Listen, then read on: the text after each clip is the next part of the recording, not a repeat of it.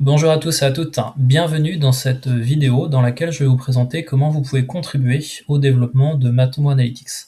Donc en fait quand vous êtes non développeur, très souvent on ne sait pas trop comment justement contribuer au développement d'un projet libre.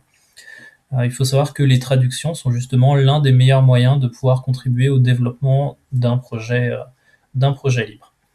Alors, pour démarrer, ce qu'il vous faut, c'est simplement être accepté par la communauté. Donc, il vous suffit de cliquer ici sur Community, de cliquer ici sur Translations, et ensuite de cliquer ici sur le bouton. Alors, le bouton vous en renverra du coup vers l'adresse que vous voyez en bas à gauche de l'écran, qui est translations@matomo.org, qui est du coup l'adresse à laquelle vous devez écrire pour vous présenter brièvement et simplement expliquer que voilà, vous êtes fluent dans une autre langue, donc vous avez la maîtrise d'une autre langue autre que l'anglais, et que vous souhaitez contribuer au développement, à la traduction du logiciel Matomo Analytics, qui aujourd'hui est disponible du coup déjà dans 54 langues.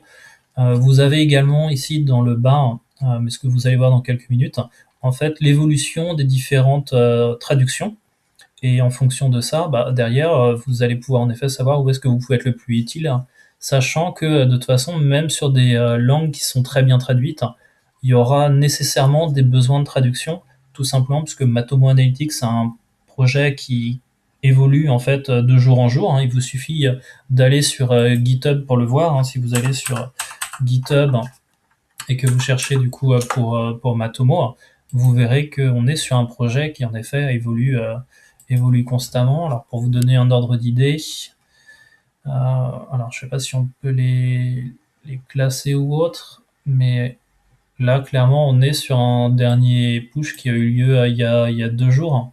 Donc voilà, on est sur un projet qui va à chaque fois ressortir des nouveaux plugins, et par rapport à ça, il va y avoir des besoins de traduction, même sur des langues extrêmement populaires telles que l'allemand, le français, l'espagnol. Donc voilà, donc en gros, comment ça va se passer? Voilà, vous envoyez votre email, et à partir du moment où vous envoyez votre email et que vous êtes accepté, donc généralement ça prend 24-48 heures pour que d'ailleurs l'équipe de Matomo Analytics vous accepte en tant que traducteur, vous allez pouvoir accéder en fait à la langue que vous maîtrisez, et par rapport à ça, vous allez avoir tous les différents plugins que vous allez pouvoir derrière traduire. Alors traduire, ça veut dire différentes choses. Ça va être par exemple lorsque vous êtes dans l'interface de Matomo Analytics, de remarquer ici que tiens, il y a justement un mot qui n'a pas été traduit. Ici, il y a un élément du menu, behavior, qui du coup va être comportement.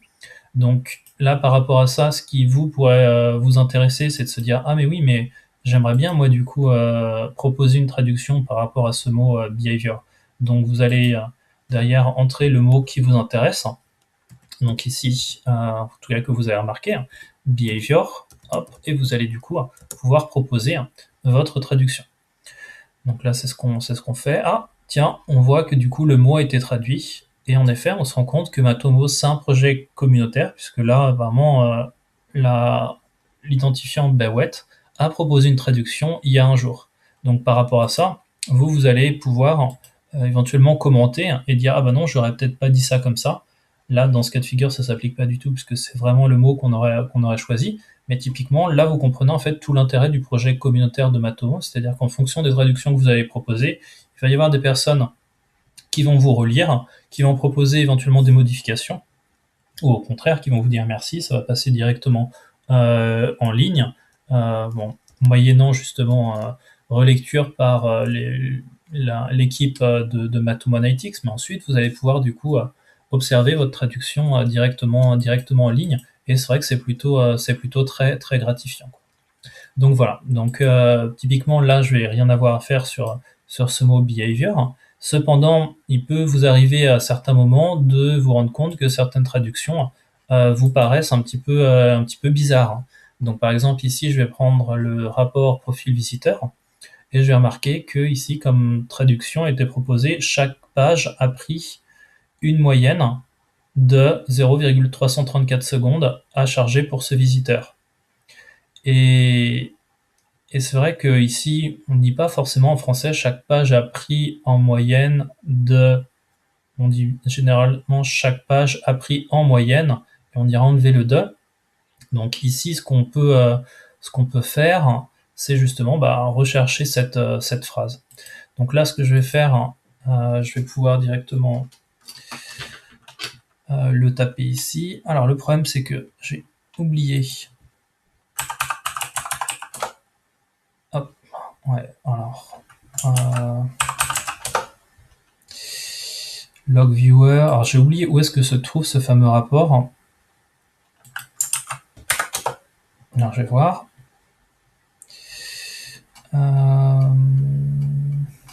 Alors c'est pas ce rapport-là. Log. Je crois que c'est le rapport sur les visitors.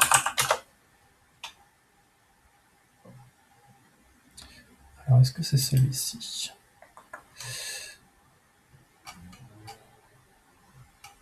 Ouais. Alors c'est pas non plus ce projet-là. Donc ce que je vais faire, c'est que je vais plutôt aller dans toutes les ressources et puis je vais rentrer directement ici.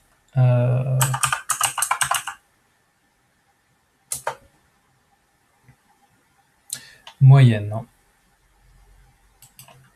Dans ce cas-là, je vais plutôt mettre l'entrée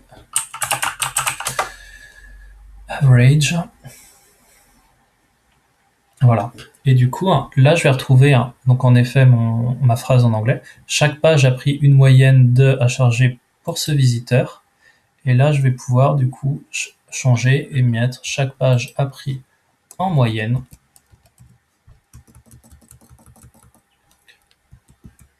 Voilà. En moyenne, 0,33 secondes à charger pour ce visiteur. Et là, vous allez pouvoir, du coup, sauvegarder. Ajouter éventuellement un commentaire pour dire je pense que cette traduction est plus juste.